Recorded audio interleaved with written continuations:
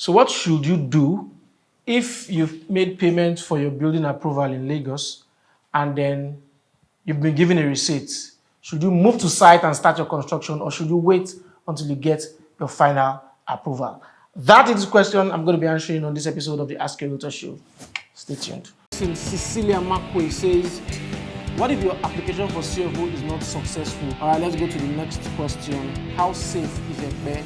That is the question I'm going to be answering on this episode of the Ask a Realtor Show. Please like this video, share, and do not forget to subscribe.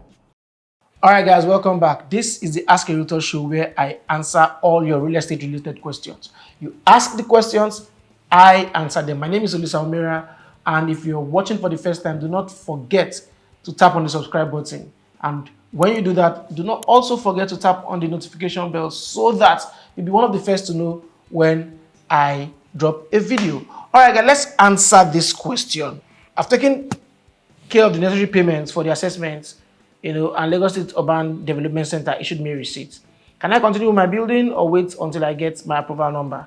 So basically, Fabulous is saying I've made payments for my building approval. Should I move to site or should I wait to get my approval number? All right. This is how I'm going to answer this question, right? There are two types of building permits in Lagos, right? There is the provisional permit and there is the final approval permit. The provisional permit allows you to go to site and start constructing even while processing your land title, right? So you can be registering your deed of assignments to get a governor's consent or a CFO, and then you are on site building. That is what the provisional permit allows you to do, right? And it is valid for 18 months. So after 18 months, you should have gotten your land title, and then you should have gotten your final approval permit. Now, then we have the final building permit that basically allows you to do your construction, right? That is the final thing you want to get eventually.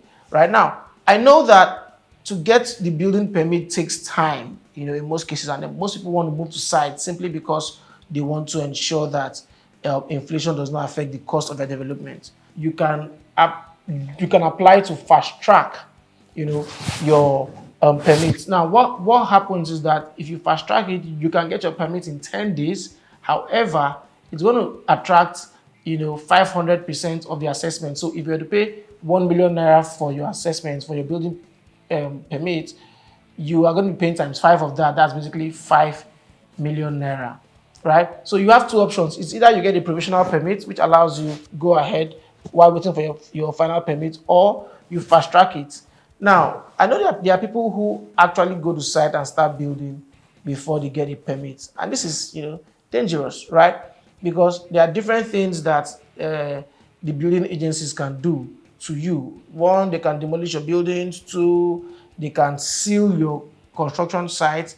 Or three, when you now want to get your permit, they will charge you a penalty for building without a permit. So if you have, say, 3 structures, 4 structures, 5 structures, they'll charge you a penalty for all those structures. And the penalty is times 10 of the assessment. So if you have 10 buildings up, right, and the assessment was and the total assessment was supposed to be, say, 3 million naira, they'll charge you 3 million naira times 10, which is 30 million naira. If it was 1 million naira, they'll charge you 1 million naira times 10, which is 10 million naira. So basically, you'll be paying times 10 of the assessment. So it's not usually advisable to move to site before getting your permit.